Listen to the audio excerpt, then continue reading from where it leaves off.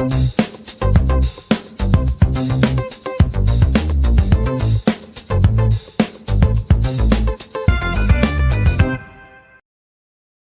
நேரத்திலும் இந்த வாக்குத்தத்த செய்திகளுக்காக நம்ம ஜெபிக்க போகிறோம். என்ன சத்தம் கேட்குது பாருங்க. சிறுவர் ஊழியம் நம்மளுக்கு முடிஞ்சவனே இருக்குது. தயவு செய்து உங்களால் முடிந்த சிறுவர் ஊழியங்களை செய்யுங்க. ஆண்டவர் சொல்கிறாரு, இந்த சிறியில் ஒருவனுக்கு நீங்கள் எதை செய்தீர்களோ அதை எனக்கே செய்தீர்கள். சின்ன பிள்ளைங்க தான் நீங்கள் நினைக்கக்கூடாது. இருங்க வரேன், சவுண்டை குறைச்சிக்கிறேன். சீக்கிராருன்னு ஒரு சாட்சியை நான் சொல்கிறேன். சவுண்டு கம்மியாயிருச்சா? கரெக்டாக இருக்கா? ஒரு வீட்டில் 3 பிள்ளைகள் பக்கத்தில் அவங்களுக்கு சிறுவர் ஊழியம் நடந்துக்கிட்டு இருந்துச்சு. இந்த பிள்ளைங்க போவுங்க, வசனத்தை வாசிக்கிங்க, வருங்க, போவுங்க, வருங்க. இப்போ இந்த பிள்ளைங்க வீட்டில் என்ன ஆயிடுச்சுன்னு கேட்டிங்கன்னா, ரொம்ப கடன் ஆயிடுச்சு. அவருடைய தகப்பன் வந்து ஒரு கூலி தொழிலாளி. ரொம்ப கடன் ஆனவனே உடனே கடங்காரங்கள்லாம் வாசலில் வந்து கத்துறாங்க. கடங்காரங்கள்லாம் ரொம்ப கண்டபடி பேசுகிறப்ப மனைவினால் பொறுக்க முடியலை. உடனே 2 பேரும் முடிவு எடுத்தாங்க, இனி இந்த கடனை நம்ம கட்டி வாழ முடியாது, நம்ம குடும்பத்தோட சூசைட் பண்ணி செத்துருவோன்னு சொல்லி 2 பேரும் பேசுகிறாங்க. அப்போ மனைவி கேட்குறா, நம்ம செத்துட்டா பிள்ளைங்க என்னங்க பண்ணுறது, அது அனாதை யாருமே அப்படின்னப்ப உடனே அவர் சொல்கிறாரு, இல்லை பிள்ளைகளையும் நம்ம சேர்த்து நம்ம சூசைட் பண்ணிடுவோம். நான் ஒரு விஷப்பாட்டில் வாங்கிட்டு வரேன், நைட்டுக்கு சாப்பாட்டு குழம்புல விஷத்தை ஊற்றி நம்ம எல்லோரும் குடும்பத்தோடு செத்துருவோம் அப்படின்னு சொல்லி அது முடிவு எடுக்கிறப்ப அந்த சாட்சி சொல்லையில் நான் அழுதுட்டேங்க. அந்த பிள்ளை சொல்லையில் பாருங்கள், உடனே அந்த மாதிரி நடந்துருச்சு. இப்போ 3 பிள்ளைகளும் போய் சண்டே கிளாஸ் போயிட்டு வந்துட்டாங்க. குடும்பமாக உட்காந்து சாப்பிட உட்காந்துட்டாங்க. உட்காரையில் மனைவி அம்மா ஏற்கனவே குழம்புல விஷத்தை ஊற்றி கொண்டு வந்து வச்சுட்டாங்க. அன்னைக்கு கறி குழம்பு வச்சுட்டாங்க. கறி குழம்பு வச்சு கொண்டு வந்தேன். பிள்ளைகளுக்குலாம் ஒரே ஜாலி, கறி குழம்பு சாப்பிட போகிறோம்னு. அப்போ ஆனால் அம்மா அப்பாவுக்கு எப்படி இருக்குது சொல்லுங்கள்? எப்படி இருக்கும்? வேதனையாக தானே இருக்கும். இன்னும் கொஞ்சம் நேரத்தில் என்ன பண்ண போகிறோம்? குடும்பத்தோடு சாக போகிறோமேன்னு. பிள்ளைங்க பார்த்தா ஜாலியாக இருக்க 3 பிள்ளைகளும். இதை பார்க்க உங்களுக்கு என்ன செய்கிற, இப்படியே ரொம்ப வேதனையாக அழுகுறாங்க. ஒரு மாதிரியாக இருக்கான வெளியில் காட்டிக்கிறல. அப்போ அப்படியே எல்லாரும் அப்படின்னா அந்த 3 பிள்ளைகளும் சோத்திரம் ஆண்டவரே சாப்பாடு கொடுத்ததுக்கா அப்படின்னு சொல்லி அப்படியே அம்மா அதை வைமா, அம்மா எனக்கு அந்த கோழி இதை வைமா, அதை வைமான்னு சொன்னோன்னே இந்த அம்மாவோடைய அழுகை தாங்க முடியல. இருந்தாலும் கண்ணீரை மறைச்சிக்கிட்டு இந்த குழம்பை ஊற்றிது இது சாப்பிட்ருச்சு.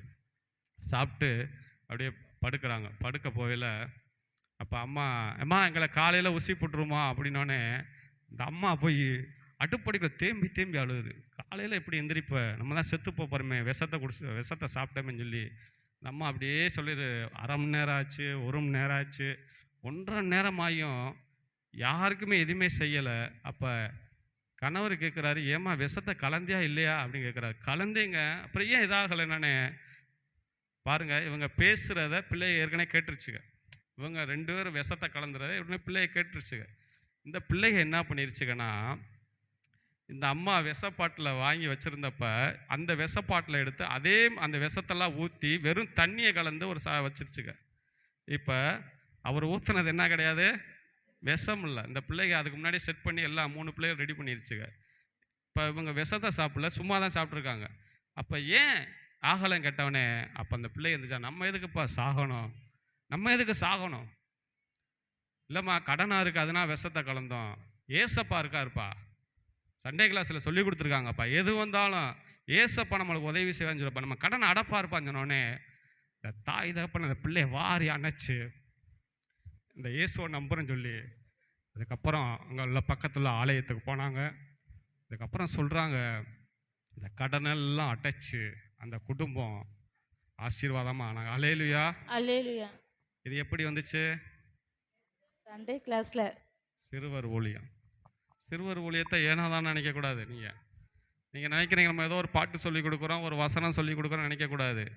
சிறு பிள்ளைகள் உள்ள வந்து எப்படிப்பட்ட மரம்னா பச்சை மரமா. எப்படி மரம்? பச்சை மரத்துலையும் காஞ்ச மரத்துலையும் ஆணி அடிக்கிறது என்ன வித்தியாசம் தெரியுமா உங்களுக்கு? பச்சை மரத்தில் சக்குன்னு இறங்கும், சிறு பிள்ளை பச்சை மரம். நீங்கள் இன்னைக்கு கதையை ஒரு 5 மாதம் கழிச்சு சொல்லிக் கொடுங்களேன், அக்கா அன்னைக்கு ஏற்கனவே நீங்கள் சொல்லிட்டேன்னு சொல்லுவாங்க. நான் இருக்கா உங்களுக்கு? சிறு பிள்ளைங்க அப்படிப்பட்டவங்க, நீங்கள் மறந்துடுவீங்க. நீங்கள் மறந்து ஏதாவது சொல்லிக் கொடுவீங்க, அக்கா அன்னைக்கு அதை சொல்லிட்டீங்களான்னு வாங்க, ஞாபகமாக வச்சுருப்பாங்க. எங்கள் கிருபா வண்டியில் போவையில் பாட்டு பாடுது, அந்த எப்படி போகுது, பாருங்க அந்த சண்டே கிளாஸோடைய தாக்கம் எவ்வளோ உண்டாக்கியிருக்குன்னு அந்த பிள்ளைய. அங்கே செல்வதா இங்கே செல்வதா, நான் சொன்னேன் ஒழுங்கா ஸ்கூலுக்கு போ. இந்த பாட்டை விடவே விடாது. அது பாட்டுக்கு வீட்டில் அதான் பாடிக்கிட்டே இருக்கும். இங்கே தான் அப்படி இருக்கும். ஆனால் சண்டே கிளாஸில் பார்த்தா அந்த பிள்ளை விளாண்டுக்கிட்டு இருக்க மாதிரி தெரியும். ஆனால் வீட்டில் வந்து இந்த சொல்லிக் கொடுக்குற பாட்டெல்லாம் அதுவாக நடத்திக்கிட்டு இருக்கும். நேற்று சோயல் இங்கே வா, சேரில் உட்காந்துக்கிட்டு, நான் தான் சண்டே கிளாஸ் நடத்த போகிறேன், நீ உட்காரு. அவன் உட்காந்துட்டேன். எந்திரிச்சு பாட்டு பாடுவோமா, பாட்டு பாடுவோமா, என்னது என்னமோ ஒரு பாட்டில் அது என்னமோ அடிப்பான்னு சொல்லுவாங்களே, அது என்ன பாட்டு, சொல்லாட்டி சொல்லாட்டி ஜோயில் இப்படியே பார்க்குறியா பாருங்க. அதான் சண்டே கிளாஸ். அதுதான் சிறுவர் ஊழியம் வந்து ரொம்ப ஆசீர்வாதமான ஊழியம். இன்னைக்கு அநேக ஊழியர்கள் எப்படி ரட்சிக்கப்பட்டாங்கன்னு சொன்னாங்கன்னா, அவங்க சொல்கிறாங்க நாங்கள் சண்டே கிளாஸ் போனதுனால இன்றைக்கி ஊழியராக இருக்கிறோம். ஆகவே அந்த ஊழியம் மிகவும் கனமுள்ள ஊழியம். ஏதோ சிறு பிள்ளை ஊழியம் நினைக்கக்கூடாது. எனக்கு ஒரு ஊழியம் செய்தால் பிதாவனை என்ன செய்வார்? கணம் பண்ணுவார். குணம் பண்ணுவாரா? பண்ணுவார். கணம் பண்ணுவார். உங்கள் வாழ்க்கையில் பிரச்சனை போராட்டம் இருக்குதா, என்ன பண்ணுங்கள், ஊழியத்தை செய்யுங்க. முடிஞ்ச ஊழியத்தை செய்யுங்க. உங்களால் முடிஞ்ச ஊழியங்களை செஞ்சு பாருங்கள், கர்த்தர் ஆசீர்வாதமாய் நடத்துவார். அல்லேலூயா. அதான் சொல்கிறாரு, எனக்கு ஒருவன் ஊழியம் செய்தா. பாருங்கள், அவருக்கு நீங்கள் ஒரு காரியத்தை செய்கிற போது உங்கள் காரியத்தை அவர் என்ன பண்ண மாட்டார், பார்த்துக்கிட்டு சும்மா இருக்க மாட்டார். அதுக்கு நன்மை செய்கிற தேவன். அல்லேலூயா, அல்லேலூயா. கர்த்தர் உங்களை ஆசீர்வதிப்பாராக. இந்த காலை வேளையிலும் நம்ம நேர வாக்குத்தத்த வசனங்களுக்கு போக போகிறோம். எடுத்துக்கொள்ளுங்கள். நீதிமொழிகள் 37:15 எடுத்துக்கொள்ளுங்கள். நீதிமொழிகள் 37:15.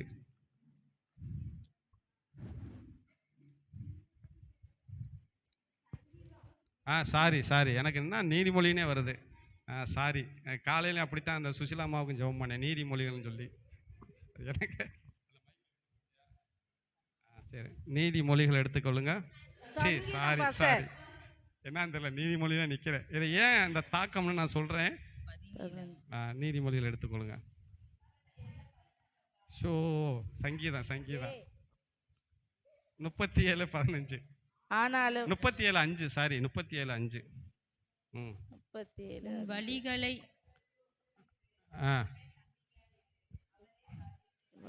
ஒருத்தருங்க வாசிங்க, மைக்கில் வாசிங்க.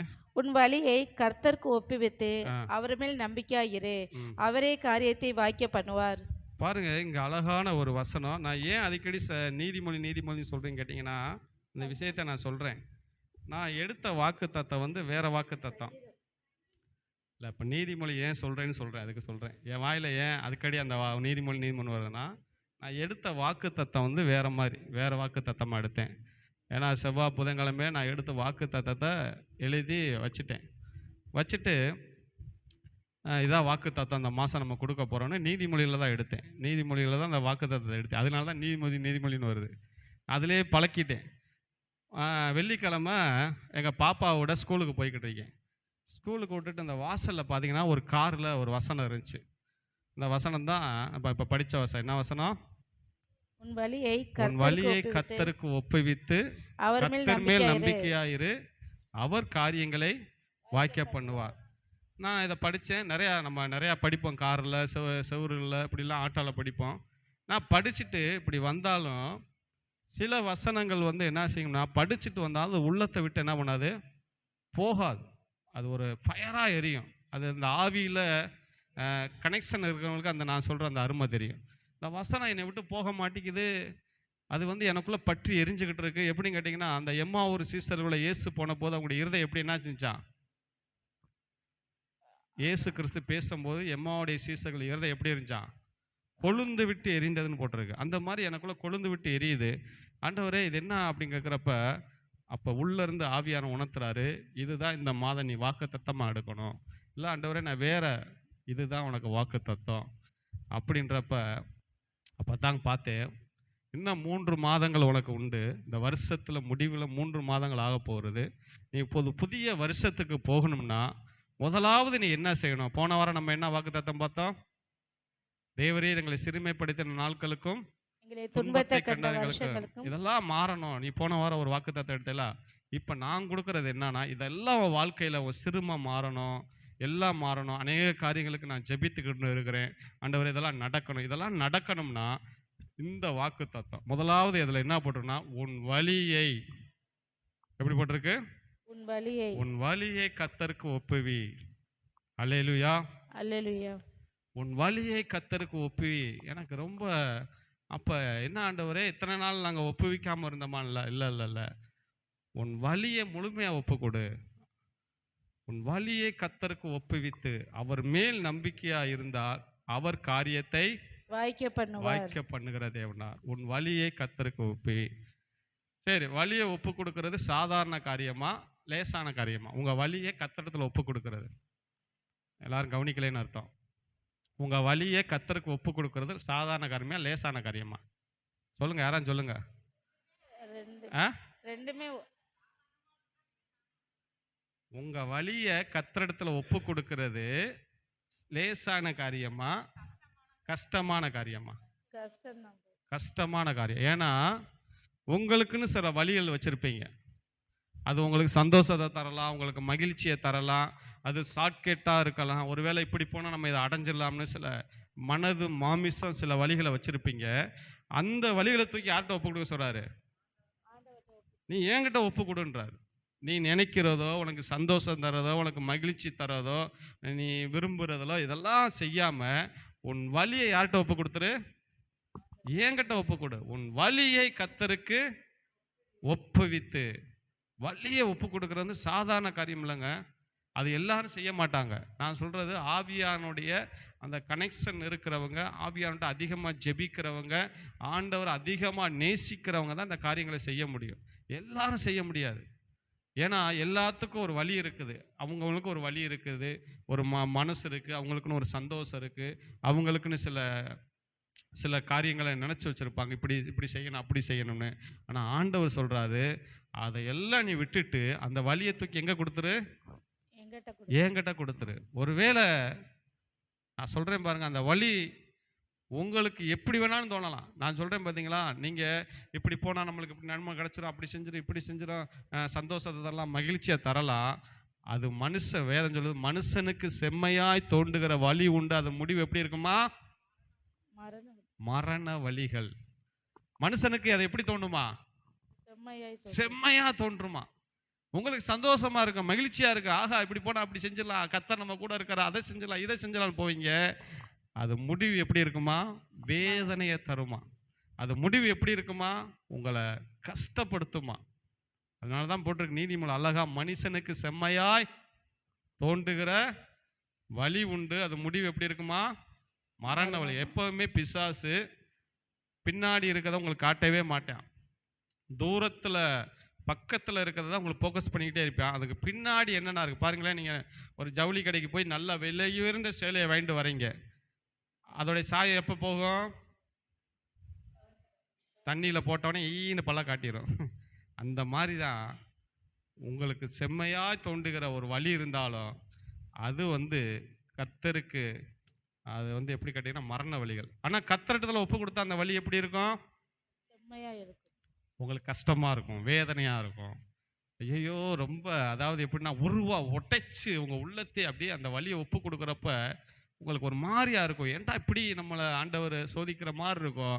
ஆனால் அதுதான் உங்களுக்கு ஆசீர்வாதத்தை கொண்டு வரும். ஆமென். பாருங்க, இயேசு கிறிஸ்துவுக்கு ஒரு வழி இருந்துச்சு, பிதாவுக்கு ஒரு வழி இருந்துச்சு. கெச்சமனையில் போய் செபிக்கிறார் இயேசு கிறிஸ்து. எப்படி கேட்டிங்கன்னா, அவர் முழங்கால் படியிட்ட போது பிதா காட்டுறாரு. எப்படி காட்டுறாரு? இன்னும் கொஞ்சம் நேரத்தில் சிலுவையில் உன்னை அடிக்க போகிறாங்க, நீ இவ்வளோ பாடுபட போகிறேன்னு எல்லாம் ஒரு ஸ்க்ரீன் பிக்சராக காட்டிக்கிட்டே இருக்கிறாரு. இதை பார்க்க இயேசு எப்படி ஜெபிக்கிறாரு? தன்னோட ஜெபத்தை மாத்துறாரு. ஆண்டவரே, இந்த பாத்திரம் என்னை விட்டு நீங்கட்டும் ஜெபம் பண்ண. இதுக்கு நான் உடன்படலை ஆண்டவரே, இதுக்கு வேணாம் ஆண்டவரே, எனக்கு ரொம்ப பயமாக இருக்குது, இதில் நீங்கள் பத்தாக்குறைக்கு நீங்கள் வேற வந்து அடிக்க போகிறீங்கன்னு சொல்லி இப்படி நீங்கிறப்ப டக்குன்னு தன்னுடைய வழியை மாத்துறாரு. பிதாவே, உன் சித்தத்தின்படி ஆகட்டும். கொஞ்ச நேரத்தில் மாற்றிட்டார் அந்த வழி. அதை தான் சொல்கிறேன், அவர்கிட்ட ஒப்பு கொடுக்குற, பிதாவே உம்மிடத்தை என்னை ஒப்பு கொடுக்குறேன்னு சொல்லி தன்னுடைய வழியை மாத்துறார். எப்படி ஜெபம் பண்ணாரு? இந்த பாத்திரம் என்னை விட்டு நான் போய் செத்து போயிருன்றாரு. அதுக்கப்புறம் ஜெபம் பண்ணுறாரு, இல்லை நான் அவனிடத்த ஒப்பு கொடுக்குறேன்னு சொல்லி. அதான் வழி. அவரிடத்துல நீங்கள் ஒப்பு கொடுக்குற போது உங்களுக்கு வேதனையாக இருக்கும், உங்களுக்கு சந்தோஷமாக இருக்காது. ஆனாலும் அதில் தான் என்ன இருக்கும்? ஆசீர்வாதமாக இருக்கும். அல்லேலூயா. சரி, இப்போ நம்ம ஒரு பெண்ணை குறித்து நம்ம பார்க்க போகிறோம். இந்த பெண்ணுடைய வழி கர்த்தரிடத்தில் ஒப்பு கொடுத்தனால எப்படிப்பட்ட ஆசீர்வாதங்களை இந்த பெண் பெற்றார். இன்னைக்கும் அந்த சந்ததி எத்தனை சந்ததி ஆனாலும் இன்னைக்கு அந்த சந்ததி ஆசீர்வதிக்கப்பட்டிருக்க காரணம் என்ன? இன்னைக்கும் பெட்ரோல் எண்ணெய் கிணறுகள் அந்த சந்ததி கிட்ட இன்னைக்கு இருக்க காரணம் என்ன? இன்னைக்கு ஏன் அந்த உலக நாடுகள் பூரா அவங்க அந்த சந்ததி பூரா இன்னைக்கு ஆசீர்வாதமாக இருக்காங்க கேட்டிங்கன்னா, அதற்கு காரணம் ஒரு பெண் தான். அந்த பெண்ணு கர்த்தரிடத்தில் தன்னை வழியை ஒப்பு கொடுத்தா. தன்னுடைய வழியை தேர்ந்தெடுக்கலை, கர்த்தரிடத்தில் ஒப்பு கொடுத்ததுனால அந்த பெண்ணை அளவில்லாமல் தேவன் ஆசீர்வதித்தார். அந்த பெண் யார் என்று பார்க்க போகிறோம். எல்லாரும் எடுத்துக்கொள்ளுங்க. ஆதியாகமம் 16 7-8 வாசிங்க. ஆதியாகமம் 16:7-8. கர்த்தருடைய தூதனானவர் அவளை வனாந்தரத்திலே சூழ்ந்திரு சூருக்கு போகிற வழி அருகே இருக்கிற நீரொண்டடியில் கண்டு, சாராயின் அடிமை பெண்ணாகி ஆகாரே, எங்கே இருந்து வருகிறாய், எங்கே போகிறாய் என்று கேட்டார். அவள், நான் என் நாச்சியாராகிய சாராளை விட்டு ஓடி போகிறேன் என்றாள். பாருங்க, இங்கே பார்க்குறோம் ஒரு பெண். அந்த பெண் எப்படிப்பட்ட ஒரு சூழ்நிலையெல்லாம் கன்சீவாக இருக்கிறாங்க. கன்சீவாகி வந்து நிற்கிறாங்க. சூருக்கு போகிற அந்த வனாந்திரத்தை வந்து நிற்கிறாங்க. நிற்கும்போது அந்த வனாந்திர பாதை அவளுக்கு எங்கிட்டு போகணும்னு தெரியலை. எல்லாரும் என்ன பாருங்க, இன்னைக்கு கொஞ்சம் மெதுவாக பேச போகிறேன். அந்த வனாந்திர பாதை அவளுக்கு எங்கிட்டு போகணும்னு தெரியல. ஏன்னா அவள் ஒரு வழியை செலெக்ஷன் பண்ணி வந்தால் அந்த வழி வந்து அவளுக்கு என்ன பண்ண முடியலை, போக முடியாதவங்க திணறி நிற்கிறா. எங்கே பார்த்தாலும் வனாந்திரம், எங்கே பார்த்தாலும் மரமாக தெரியுது, எந்த திசையில் போகணும்னு தெரிஞ்சு திகச்சு போய் அவன் நின்று கொண்டு இருக்கிறான். அந்த வனாந்திர பாதையில் நின்று கொண்டு இருக்கிறா. அப்படி நிற்கும் போது தான் அங்கே தேவதூதன் வரான். அவன் கேட்குறான், ஆகாரே, நீ எங்கிருந்து வருகிறாய், எங்கே போகிறாய், நீ எங்கே போகிறாய், எங்கம்மா நீ வர, எங்கிருந்து போற, எந்த வழியை வந்து இப்போ எங்கே போறேன்னு உடனே ஆகார் சொல்றா, நான் எங்கிருந்து வந்தேன்னு தெரியும் அந்த வழி, ஆனால் இப்போ போகிற வழி தெரியாமல் எனக்கு போகிற வழி தெரியல. அதுதான் சொல்கிறேன், மனுஷனுக்கு செம்மையாய் தோன்றுகிற வழி இருக்கும், அது முடிவு பெறாதுங்க. இங்கே ஆகார பார்க்குறோம். உடனே பாருங்க, சரி என்ன சூழ்நிலை இந்த பெண்ணுக்கு, இதுக்கு முன்னாடி என்ன நடந்தது என்னன்னு பார்க்கணும்ல நம்மளையா. ஏன் இவ கன்சீவாகி இந்த வனாந்திரத்தில் வந்து இப்படி அனாதையாக நிற்கிறா அப்படி என்று நம்ம பார்க்க போகிறோம். எல்லாரும் எடுத்துக்கொள்வோம்.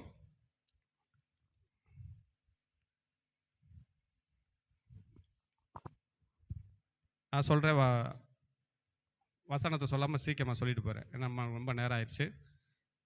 ஆபிரகாமுக்கும் சாராளுக்கும் திருமணமாகி அநேக வருஷங்கள் குழந்தை கிடையாது அவங்களுக்கு.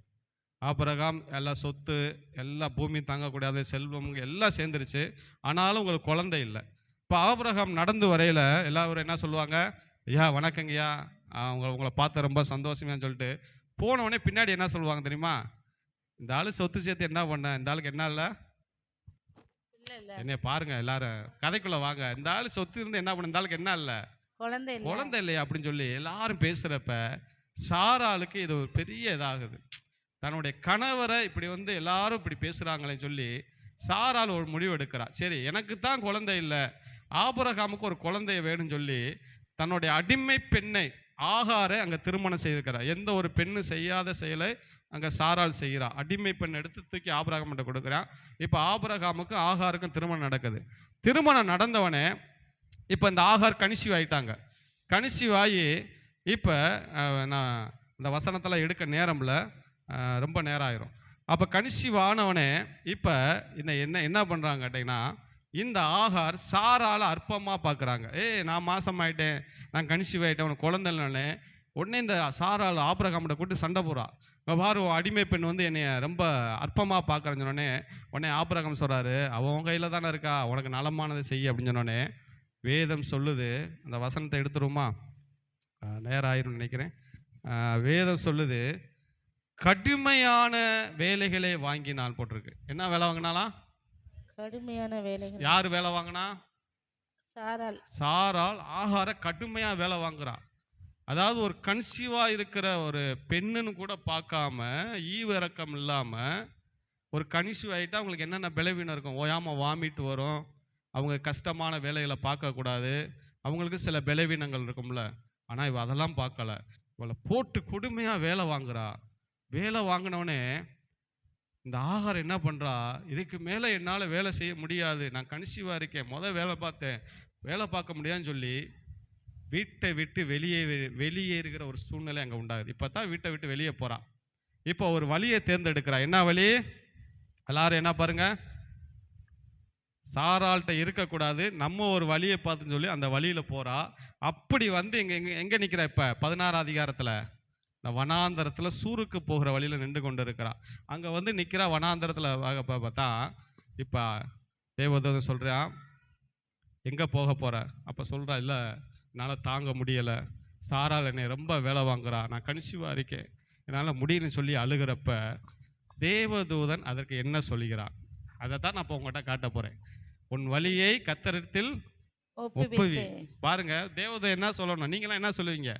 போகாத போகாத, ரொம்ப கொடுமைப்படுத்துகிறாளா, நீயா ஒரு வீடு பிடிச்சி தரேன், நீ ஒரு வேலையை பார்த்துட்டு என்ன செய்ய சொல்லுவீங்களா இல்லையாங்க? தேவதூதன் என்ன சொல்லுகிறான் அதை தான் சொன்னேன். உங்கள் வழியை யார்கிட்ட ஒப்பு கொடுக்கணும்? பாருங்க, அழகா வாசிங்களேன், 16:9 வாசிங்களேன். அப்பொழுது அவருடைய தூதனானவர், நீ உன் நாச்சியாண்டைக்கு திரும்பி போய் அவள் கையின் கீழ் அடங்கியிரு என்றார். பாருங்க, இப்படியா பதில் பேசுறது? சொல்லுங்க, இப்படி ஒரு ஆண்டவர் சொல்லலாமா? ஏங்க, எந்த கொடுமை தாங்காமல் எவ கஷ்டப்படுத்துறா, எவட்ட தாங்க முடியாமல் அவட்டிருந்து தப்பிச்சு ஓடியா இருக்கிறா, ஆண்டவர் சொல்றாரு, நீ அவளுக்கு கீழே போய் என்ன பண்ணுது? அடங்கிரு. இது தாங்க நான் சொல்கிறேன். அவள் ஒரு வழியை பார்த்துட்டு வந்துட்டா கர்த்தர் சொல்ற, இல்லை இல்லை இதுவோ வழி கிடையாது, என் வழி இருக்கு, என் வழிக்கு நீ ஒத்துவா, நீ மறுபடியும் எங்கே போய் அடங்கிரு?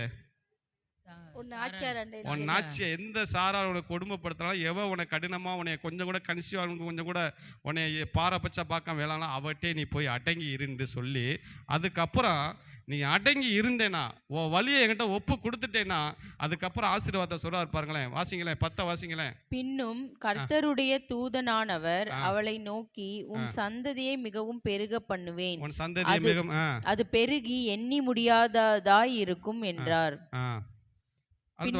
பின்னும் கர்த்தருடைய தூதனானவர் அவளை நோக்கி, நீ கர்ப்பவதியாய் இருக்கிறாய், ஒரு குமாரனை பெறுவாய், கர்த்தர் அங்கலாய்ப்பை கேட்டபடியினால் அவனுக்கு இஸ்மவேல் என்று பெயரிடுவாயாக. நீ வந்து இந்த வழியை, நான் சொன்ன வழியை நீ போய் நீ அடங்கி இருந்தனா, அதனால தான் பேதுரு சொல்லுது எப்படிப்பட்டிருக்குன்னா, கர்த்தர் உங்களை உயர்த்தும்படி அவர் கரத்தில் எப்படி இருக்கணுமா? அடங்கி இருக்கணும். அல்லேலூயா. அடங்கிறது சாதாரண காரியமா? ஜல்லிக்கட்டு காலையை கூட அடைக்கலாமுங்க, மனுஷன் என்ன பண்ண முடியாது? அடக்க முடியாதுங்க. தெரியுமா உங்களுக்கு? நேர போய் அலங்காநல்லூர்ல வந்து வீர விளையாட்டு ஒருத்தர் 5 காலையை பிடிச்சிட்டாராம். அப்படி பெருமை பரிசு வாங்கினார். நான் சொன்னேன், உன் வீட்டில் இருக்கிற உன் மனைவியை நீ அடக்கிட்டு வாப்பா, உனக்கு நான் முதல் பரிசு தரேன். உண்மை தானங்க? அடக்க முடியுமா? காலை வாயில்லாத ஜீவனை போய் அடக்கிட்டு இருக்க நீ சிரிக்கிறீங்களா? பாருங்க, அடங்கி இருக்கிறது பெரிய காரியங்க. சாராங்க ஆகாருக்கு 2 வழி இருக்கு. ஒன்று, அவளா வந்து ஒரு வழியில் வரா, இன்னும் தேவன் வந்து ஒரு வழியை சொல்றாரு. என்ன வழி சொல்றாரு? இந்த தேவன் ஒரு வழியை காட்டுவாருன்னு பார்த்தா அவர் என்ன சொல்றாரு? நீ திரும்பி வந்த வழியிலேயே போய் அங்கே இருன்னு சொல்றாரு. இவளுக்கு ரொம்ப குழப்பமாயிருச்சு. நம்ம செய்வோமா அப்படி? நீங்கள் வீட்டை விட்டு கோச்சிட்டு வரீங்க, உங்கள் அக்காவட்டையோ தங்கச்சிக்கிட்டேயோ கோச்சிட்டு வந்தால் ஆண்டவர் சொல்கிறாரு, மறுபடியும் நீ போய் அவளுக்கு கீழே எரிஞ்சோன்னா நீங்கள் கேட்பீங்களா? ஆண்டவரே, உங்களுக்கு என்ன லூஸாக பிடிச்சிக்கிருச்சு, அவள் வேணாம் தான் நான் அங்கே வந்துக்கிட்டு இருக்கேன், நீங்கள் என்ன எப்படி பண்ணுறீங்கன்னு சொல்லி ஆண்டவருக்கே நம்ம பாடம் எடுத்துருவான். ஆகார் வழியை ஒப்பு கொடுத்தா. எந்த வழியை ஒப்பு கொடுத்தா? தன்னுடைய வழியை மாற்றி யார்கிட்ட ஒப்பு கொடுத்தா? கர்த்தர்கிட்ட ஒப்பு கொடுத்தா. நான் சொல்கிறேங்க, ஒரு இடத்துல அடிமைப்பட்டு ஒரு இடத்துல வேணாம்னு மூஞ்சிலே முழிக்க மாட்டேன்னு வந்த அந்த இடத்துக்கு திரும்ப போவீங்களா? நீங்கள் சொல்லுங்கள், திரும்ப நீங்கள் போவீங்களா? கர்த்தரே சொன்னாலும் போவீங்களா? இது கர்த்தர் இல்லை, இது என்கிட்ட பிசாசு பேசுனுவீங்க. கர்த்தர் சொல்றார், நீ போ, அவள் கீழே அடங்கிருன்றார். அடங்கி இருந்தனா நான் இப்படிலாம் உன்னை ஆசீர்வதிப்பேன்றாரு. ஆனால் ஆகார் ஒரு அருமையான ஸ்திரீங்க. சொன்னபடியே போய் நான் நாச்சியார் இருக்கையில் போய் அடங்கி இருந்தான். ஆண்டவர் சொல்கிறாரு, நான் உனக்கு ஒரு குமாரனை தருவேன், அவனை பலத்த ஜாதியாக்குவேன், அவனுக்கு நீ என்னது பேரை, அவன் ஜாதகத்தை முதற்கொண்டு சொல்கிறார். அவன் வயிற்றுக்குள்ளே ஒரு குழந்தை இருக்குது, அவனுக்கு இஸ்மவேல் பேர், அவன் பிறக்கிற போகிற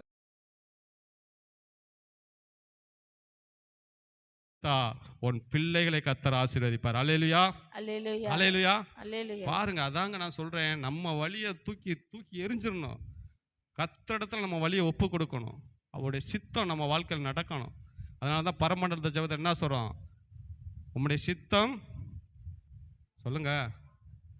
என்ன இப்போ எப்படி போட்டிருக்கோம்? திடீர்னு இடையில கேட்டனா முழிக்கிறீங்களா? உம்முடைய சித்தம் பரலோகத்தில் செய்யப்படுவது போல புலவத்திலும் செய்யப்படுவது. எப்படிப்பா சொல்லு? உம்முடைய சித்தம் கரெக்டாக பிறகு சொல்கிறேன். அதை தான் நான் எதிர்பார்த்தேன். பரலோகத்தில் செய்யப்படுகிறது போல எங்கள் வாழ்க்கையில செய்யணும். அதுதான் வழி. அதை தான் நான் எதிர்பார்த்தேன். பரலோகத்தை எல்லாரும் முழிக்கிறீங்க, என்ன வழி, என்ன சித்தம் சித்தம்னு நாங்க தான் சொல்லிட்டீங்களா? பரலோகத்தில் அவர் சித்தம் செய்ய போகிறது போல நம்ம வாழ்க்கையில செய்யப்படணும்.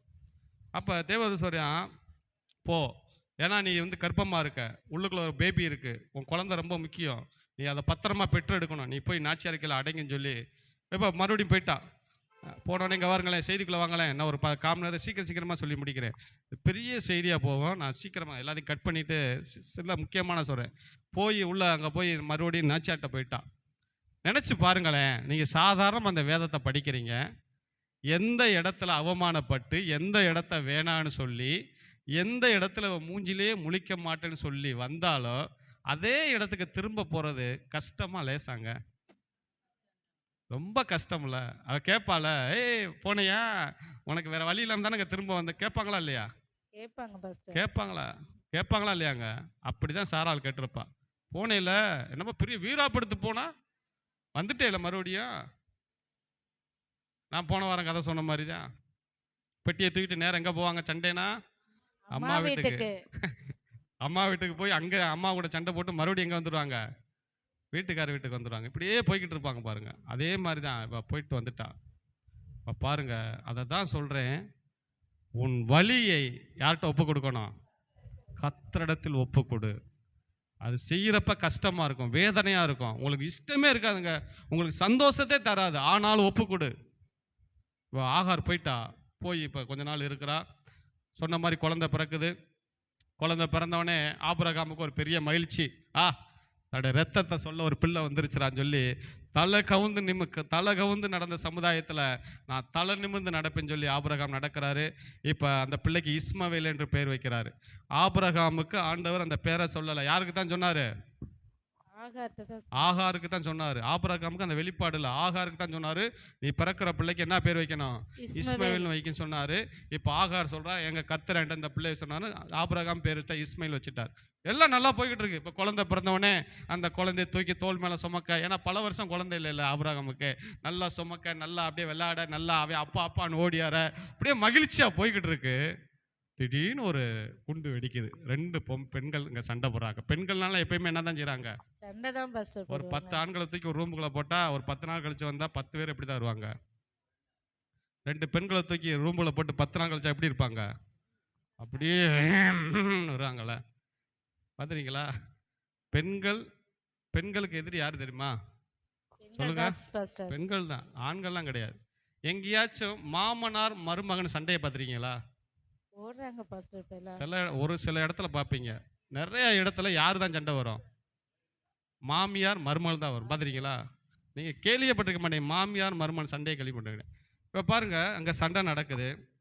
அங்கே சண்டை நடந்தவனே இப்போ என்ன சொல்கிறா? ஆதியாகமம் எழுதலை போல 2வது முறை. இப்போ 2வது முறை அவள் கன்சீவாக இருக்கல பற்றி விடுறாங்க. இப்போ 2வது முறை பிரச்சனை நடக்குது. 21 எடுத்துக்கொள்ளுங்களேன், 21 எடுத்துட்டு வாங்களேன். 9-10 வாசிங்களேன். 2வது அங்கே என்ன பிரச்சனை நடக்குதுன்னு.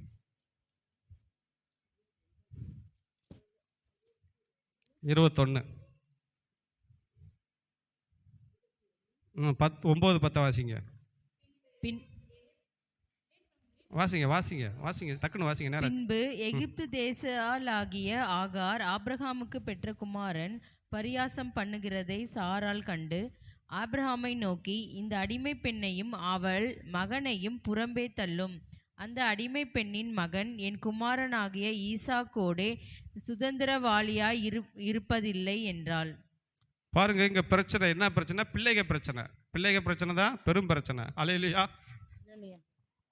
இங்க ஈசாக்கு இஸ்மவேல் வந்து ஈசாக்கை என்ன பண்றானா கிண்டல் பண்ணிக்கிறான்.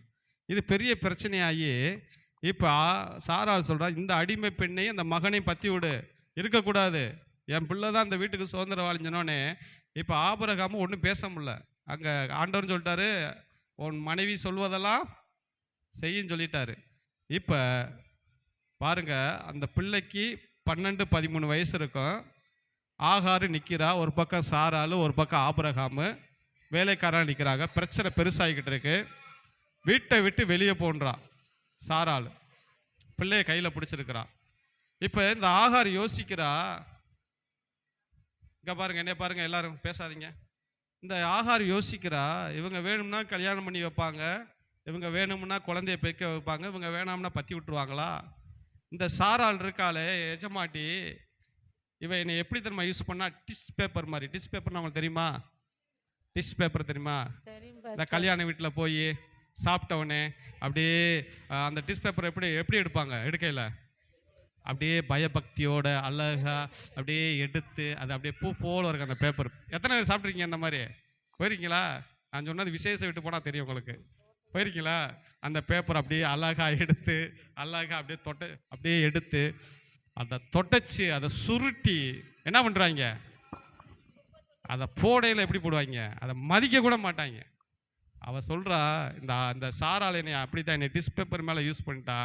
பாருங்க, யார் அப்போ ஆகார அழுகிறா. ஒரு பையனை வச்சு நான் எங்கே போகிறேன்? யாரை நினச்சி நான் நொந்து கொள்வது? என் அடிமைத்தை நினச்சி நொந்து கொள்வதா? கர்ப்பமாக இருக்கும்போது நான் வீட்டை விட்டு போன நினச்சி நொந்து கொள்வதா? இப்போ பிள்ளை பெற்றிருக்கிறேன், இப்போ என்னை போய் சொல்கிறாங்களே, அதை நினச்சி நொந்து கொள்வதான்னு சொல்லி அழுது, அருமையானவர்களே, தான் பிள்ளைய கூட்டி கொண்டு அந்த வீட்டை விட்டு வெளியே போகிறான். இந்த காட்சியெல்லாம் அப்படி நீங்கள் கொண்டு வாங்களேன், இது சும்மா கதை மாதிரி படிக்கக்கூடாது. இந்த காட்சியை கொண்டு வாங்களேன். இந்த வீட்டை விட்டு வெளியே போகிறான். சரி, சாராளு தான் அப்படின்னா அந்த குழந்தைக்கு யார் உண்மையான அப்பா? ஆபிரகாம். அவர் என்ன பண்ணியிருக்கலாம்? ஏதாவது செஞ்சுருக்கலாம்ல. அவர் என்னத்தை கொடுத்து அனுப்பிச்சாரு? சரி, தன் பிள்ளையும் தன் மனைவியும் போகுது. ஆபிரகாம் ஏழையா பணக்காரனா? பணக்காரன். பெரிய சீமான் ஆயிட்டாரு. இந்த நேரத்தில் அவர் சொத்தை பூமி தாங்க முடியாது. அவர் என்னத்தை குடிச்சு அனுப்பிச்சாருன்னு பாருங்களேன். என்னத்தை கொடுத்து அனுப்பினார்? ஆதியாகமம் 21:14 வாசிங்களா? ஒரு பகுதியை வாசிங்க. ஆபிரகாம் அதிகாலையில் எழுந்து அப்பத்தையும் ஒரு துருத்தி பாருங்க, அதிகாலையில் எப்ப பத்தினாங்களாம் அவரா? சாரால ஆகாரா? அதிகாலையில். ஏங்க, உங்களை எந்திரிச்ச ஒருத்தவங்க, நீங்க ஒரு வீட்டில் போய் படுத்திருக்கீங்க, அதிகாலையில் எந்திரிச்சு கட் அவுட் அப்படின்னா உங்களுக்கு எப்படி இருக்கும்? அதாவது கொஞ்சம் கூட ஒரு முன் ஏற்பாடு இல்லைங்க. ஏமா மத்தியானம் நீ வீட்டை விட்டு போ, உன் துணியெல்லாம் எடுத்துக்கன்னு சொன்னால் பரவாயில்ல. காலையில் எந்திரிச்சனே கெட் அவுட்டுன்னா எப்படி இருக்கும்? அப்படி நொந்துக்கிட்டா அவள் அழுகிறா. எல்லாத்தையும் எதுக்கெல்லாம் அழுகிறான்னு நான் சொல்கிறேன் பாருங்களேன். அவள் என்னென்னத்துக்கு அழுதான்னு சொல்கிறேன் பாருங்களேன். இப்போ அவளுக்கு என்னத்தை கொடுத்து அனுப்பிச்சான்னு பாருங்களேன். அதிகாலையில் வாசிங்க. ஆபிரகாம் அதிகாலையில் எழுந்து அப்பத்தையும் ஒரு துருத்தி தண்ணீரையும் எடுத்து ஆகாருடைய தோளின் மேல் என்ன கொடுத்தாரா? அப்பத்தையும் ஒரு துருத்தி தண்ணீரையும் எடுத்து. பாருங்க, அப்பங்களையும் போடல, பன்மையில போடல, ஒருமையில போட்டிருக்கு. என்னது? அப்பத்தையும் கொஞ்சம் அப்பத்தை எடுத்து அந்த ரொட்டியை எடுத்து ஒரு பாட்டில் தண்ணீரை கொடுத்து என்ன செய்யறாங்க? பத்தி விடுறாங்க. நினைச்சு பாருங்களேன். ஆபிரகாம் நினைச்சிருந்தா சாராளுக்கு தெரியாம நிறைய கொடுத்துருக்கலாம். நம்ம பிள்ளை தானே, இந்தடா பிரைஸ் லைட்டை போட்டு விட்டுருக்கலாம், ஒரு மோதிரத்தை கொடுத்துருக்கலாம். இடுப்பில் என்ன போடுவாங்க? வெள்ளியில் ஏதாவது. ஆபிரகாம் நினச்சுன்னா செஞ்சுருக்கலாங்க. ஆனால் பாருங்க, ஆபிரகாமும் சாராலும் ஆகாரோடைய வாழ்க்கையில் அவன் மனசு கடினப்படுத்தினாங்க. என்ன செய்கிறாங்கன்னாங்கன்னா, அப்பத்தையும் ஒரு பாட்டு தண்ணீரையும் கொடுத்து என்ன பண்ணுறாங்க? இப்போ இந்த பெண்ணு அழுவாளா அழுக மாட்டாளா? ஆகாரம் நினச்சி அழுகிறே, நான் தான் அடுத்தவ, உனக்கு தானே இந்த பிள்ளை பிறந்திருக்கா இஸ்மவேலு, இவனுக்காச்சும் நீ எதெல்லாம் செய்யலாம்னு சொல்லி இவன் அழுதுருக்கான். அழுது அழுது இப்போ வனாந்தரத்துக்கு போகிறான். அங்கே போய் பார்த்தா அங்கே பாருங்களேன், அந்த வசனம் போட்டிருக்கு. எப்படி போட்டிருக்குன்னா 21 நான் எடுக்கிறேன். துருத்திரி அப்போ போய் பேர்சபால் வனாந்தரத்திலே அலைஞ்சு திரிந்தா. ஏன் அலைஞ்சு திரிஞ்சா? நீங்கள் கேள்வி கேட்கணும் என்னைக்குமே. ஏன் அலைஞ்சு திரிஞ்சானா, நம்ம இதுக்கு முன்னாடி 14ஆம் அதிகாரத்தில் அவள் கன்சீவாக போது ஒரு நீரூட்டில் போய் நிற்கிறா. அங்கே துறவுனா தானாக வருகிற தண்ணி. அந்த தண்ணியில் உட்காந்து தண்ணியை குடிச்சிக்கிறான். தேவதூதன் சொல்கிறா, ஆகாரம் எங்கேருந்து வர எங்கே போகிறான் நீ போன்னு சொல்கிறாரு. இப்போ அந்த துறவை வனாந்தரத்தை தேடுறான். ஏன்னா வனாந்தரத்தில் அடையாளம் கிடையாது. நம்ம இங்கே ஒரு சொல்லுவாங்க, இங்கே வரீங்களா, அங்கனுக்குள்ள ஒரு கடை இருக்கும், டீ கடை, அங்கனுக்குள்ள ஒருத்தங்க டீ அந்த கடை ஏற்றிக்கிட்டு இருப்பாங்க, ஒருத்தர் கருப்பாக இருப்பார், குட்டையாக இருப்பார், நம்மளாம் அப்படி தான் அடையாளம் சொல்லுவோம். அப்படி தானே அடையாளம் சொல்லுவான். ஆனால் வனாந்தரத்தில் அடையாளமே சொல்ல முடியாது. அந்த இதை தேடிக்கிட்டு இருக்கா பாருங்க. ஆனால் அது என்ன பண்ணலாம், அவள் கண்ணுக்கு தெரியல.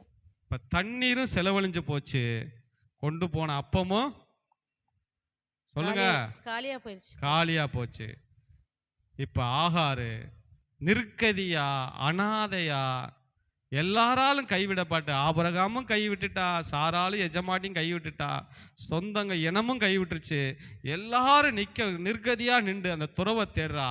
அந்த துறவும் கிடையல. அழுகிறா, ஐயோ இந்த துறவை என்னால் பார்க்க முடியலையே அப்படின்னு சொல்லி வனாந்தரத்திலே நிர்கதியா நிற்கிறா. பாருங்க, ஆகாருக்கு மரணத்தை தவிர வேற ஒண்ணுமே கண்ணுக்கு தெரியல. சாவு என்ற வார்த்தை தான் ஆகாருக்கு முன்னாடி நிற்கிது. உடனே என்ன செய்யறா, இப்போ கொஞ்ச நேரம் செலவு வனாந்தரத்தில் தேடி தேடி அலைஞ்சு பார்த்துட்டு இப்போ பாருங்க, பிள்ளை அவனை இப்போ சுணங்க ஆரம்பிச்சிட்டான்.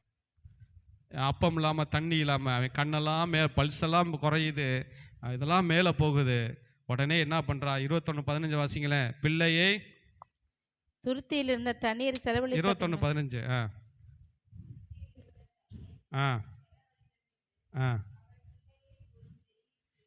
பிள்ளையே ஒரு செடின்னு கீழே, ஏன்னா வனாந்தரம் பூரா வெயிலாக இருக்கும்ல, சாப்பிடலை, தண்ணி குடிக்கல, சாக போகிறான், ஒரு நிழலு கீழே போட்டு இவன் என்ன பண்ணிட்டாளாம், தூரத்தில் போயிட்டாளாம். ஏன்னா பிள்ளை சாகிறத பார்க்க முடியாத ஒரு தாய் இருக்கா பார்த்தீங்களா, தூரத்தில் போய். இப்போ பாருங்க, அந்த வசனம் சொல்லுது 16ல், அவள் எப்படி ஆனாலாம், பிள்ளை சாகிறதை பார்க்க மாட்டேன் என்று சொல்லி எதிராக அம்பு பாய் தூரத்தில் போய் உட்காந்து சத்தமிட்டு அழுதாள். கற்பனை பண்ணி பாருங்களேன், அவன் எப்படி அழுதுருப்பான் பாருங்களேன். ஏங்க, ஒரு ஏழை பிள்ளை, ஒரு ஒண்ணுக்குமே இல்லாதவன் ஒரு பிள்ளை சேர்த்தாலும் பரவாயில்ல, இவன் யாரோட பிள்ளை, இவன் ஐஸ்வர்யம் சீமானோட பிள்ளை, சொத்து சொகம் உள்ளவன், பெரிய பணக்கார பிள்ளை. இவன் போய் இந்த வனாந்தரத்துல சாப்பாடு இல்லாம சாகறானா எப்படி இருக்கு அவளுக்கு? அழுவாளா அழுவ மாட்டாளா? ஒரு தாய் அழுகிறா. பிள்ளை அவன் துடிச்சு சாக போறப்ப அழுகிறா. அடே மகனே இஸ்மவேலு, நீ சாதாரண இல்லடா, உங்க அப்பா ஆபிரகாமுடா, அவர் சாதாரண பணக்காரடா, சீமானடா, ஆனா நீ இப்படி கஷ்டப்பட்டு சாக போறடா சாப்பாட்டுக்காண்டி. நான் தான் கஷ்டப்பட்டு இருந்தேன், ஏன்டா என் வயிற்றுல பிறந்த நீயும் சாக போறேன்னு சொல்லி, பிள்ளை சாக போறது நானும் சாக போறேன்னு சொல்லி ஒரு முடிவுக்கு வந்துட்டா. பாருங்க, வேதம் சொல்லுது, ஒத்தாசை எல்லாம் ஆகாருக்கு கிடைக்கல. கொஞ்ச நேரத்தில் பிள்ளை சாக போகுது, கொஞ்ச நேரத்தில் நானும் சாக போறேன்னு சொல்லி ஒரு முடிவுக்கு வரா. நான் சொல்றேன், எப்பெல்லாம் மனிதர்கள் கைவிடுறார்களோ அப்ப தேவன் கைப்பிடிப்பார். அல்லேலூயா.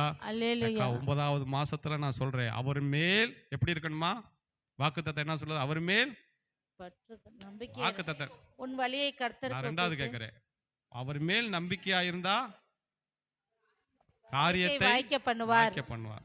மனுஷன் கைவிட்டாங்க, ஆபிரகாம், ஆகார் எல்லாம் கைவிட்டாங்க. ஆகார வனாந்தரத்துல பிள்ளை சாக போகுது, இன்னும் கொஞ்ச நேரத்தில் நானும் சாக போறேன்னு சொல்லி அடிச்சு நெஞ்சில் அழுகிறா. கர்த்தருடைய கரம் அங்கே இறங்கி வருது. அல்லேலூயா. நான் சொல்றேன், நீங்க நம்பினவர்கள், உங்கள் யாரெல்லாம் நம்புனீங்களோ அவங்க அவங்கள கைவிடலாம், ஆனா கைவிடாத தேவன் ஒருவர் இருக்கிறார். பாருங்க, இதுவரைக்கும் ஒரு துக்கமான செய்தியை பார்த்தா, ஒரு நல்ல செய்தி, தேவன் அந்த வனாந்தரத்துல இறங்கி வந்தார். அல்லேலூயா, அல்லேலூயா.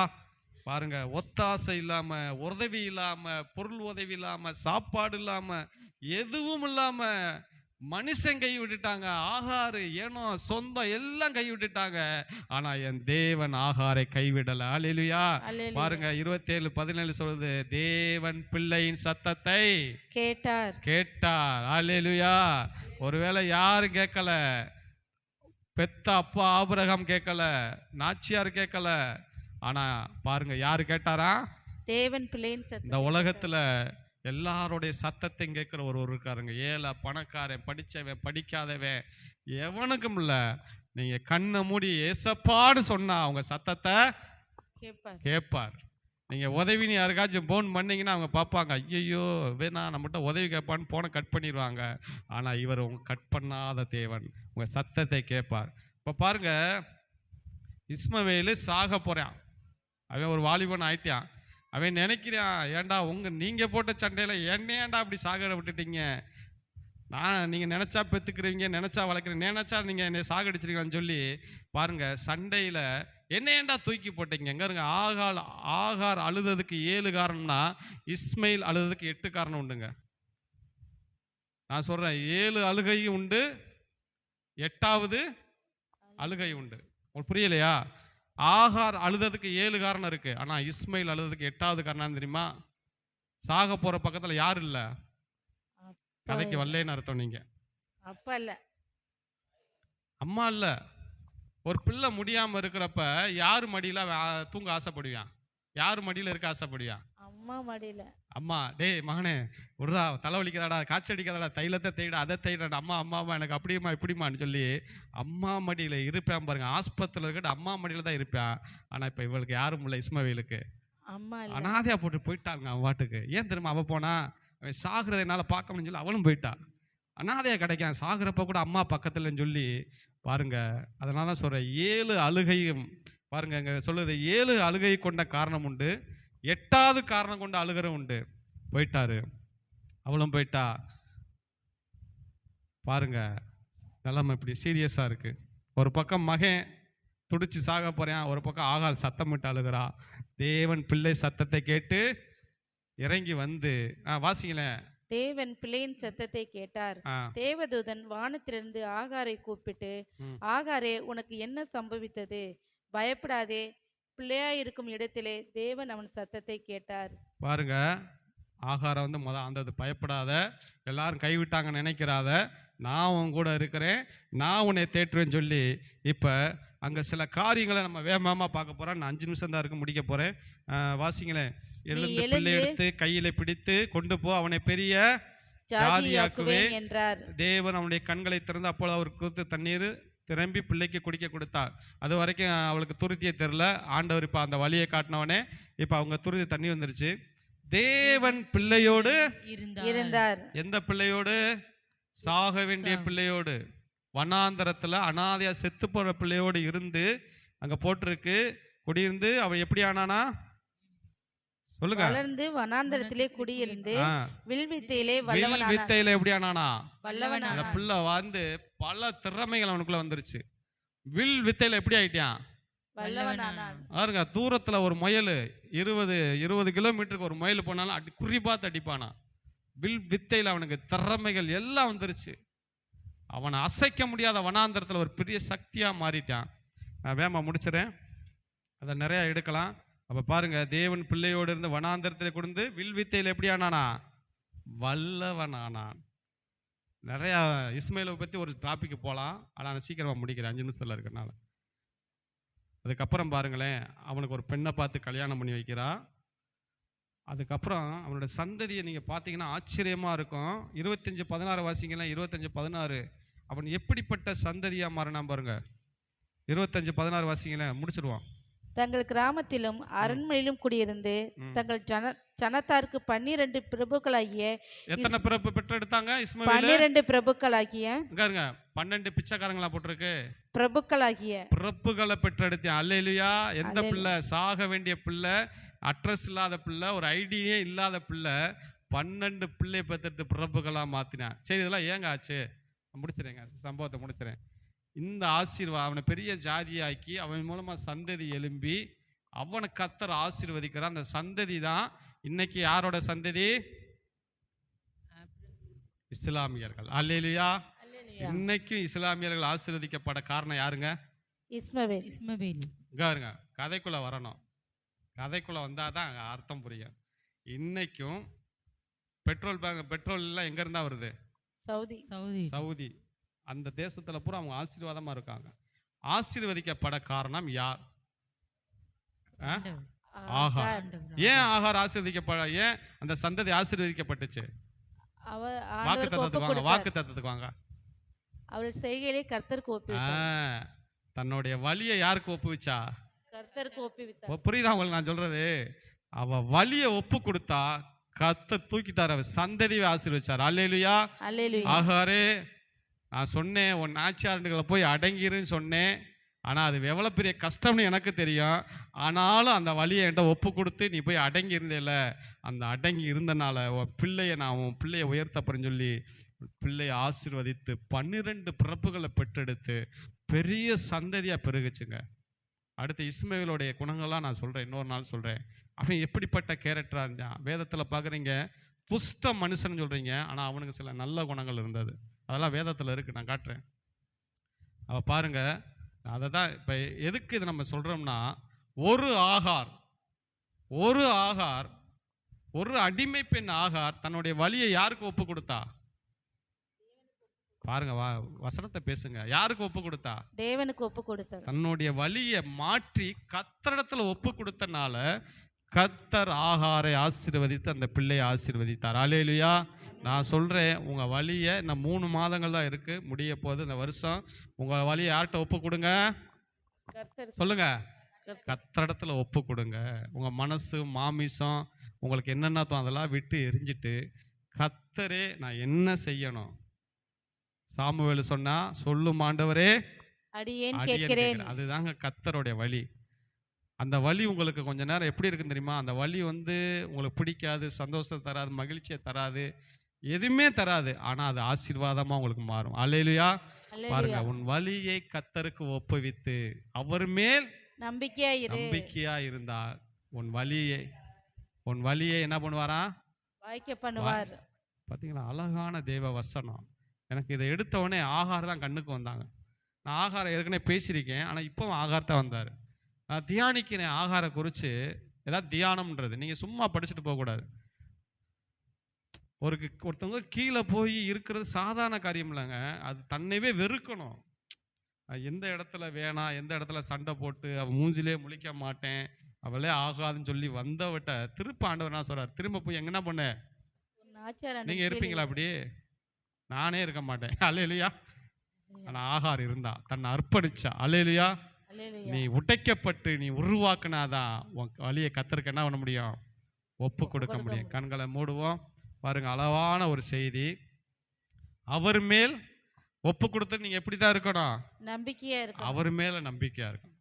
அப்படி இருக்கிறப்ப கர்த்தர் சொல்றார், உன் வலியை நான் என்ன பண்ணுவேன்? 9வது மாதத்துல கர்த்தர் பாருங்க, நான் சொல்றதுனால உங்களுக்கு மட்டும் நினைக்க கூடாது. எனக்கு ஆண்டவர் சொன்னாரு, நீ இன்னும் சில வலியை ஒப்பு கொடு. நான் ஏதோ 100% கை கொள்றேன், உங்களுக்கு நான் போதிக்க நினைக்க கூடாது. போதிக்கிற நான் என்ன பண்ணணும்? கடைப்பிடிக்கணும். ஆண்டவர் சொன்னாரு, அந்த வசனம் வரையில அது எனக்கு பாருங்க, சபைக்கும் சொன்னார் ஆண்டவர், எனக்கு சொன்னாரு, உன் வலியை கர்த்தரிடத்துல ஒப்புக்கொடு. நீ சில காரியங்களை ஒப்புக்கொடு. எல்லாம் கண்களை மூடுவோம். இந்த வேலையிலும் நாங்கள் செபிக்கிற ராஜா, உன் வலியை கர்த்தருக்கு ஒப்புவி. அவர் மேல் நம்பிக்கையா இருந்து உன் காரியங்களை வாய்க்க பண்ணுகிற தேவனா இருக்கிறார். அதுக்கு ஒரு உதாரணம் ஆகாரை குறித்து பார்த்த ராஜா. ஆகார் எதுவுமே வேண்டாம், யாரும் வேண்டாம் என்று சொல்லி வந்த அந்த வீட்டுக்கே திரும்ப போச்சொன்னார் ஆண்டவர். ஆனாலும் ஆகார் தன்னை திடப்படுத்தி கொண்டு போனாள். ஆனால் அந்த ஆகாரை தேவன் கைவிடாமல் அவளை ஆசீர்வதித்து அவளுடைய பிள்ளைகளை உயர்த்தின தேவனாக இருக்கார். கர்த்ததாமே தேவன் கொடுத்த வார்த்தைகளை ஆசீர்வதிக்கும்படி இயேசு கிறிஸ்துவின் நாமத்தினாலே செபிக்கிறோம் நல்ல பிதாவே. எல்லாரும் சேர்ந்து சொல்வோம், என் ஆத்துமாவே கர்த்தரை ஸ்தோத்திரி, என் முழு உள்ளமே பரிசுத்த நாமத்தை ஸ்தோத்திரி, என் ஆத்துமாவே கர்த்தரை ஸ்தோத்திரி, கர்த்தர் செய்த சகல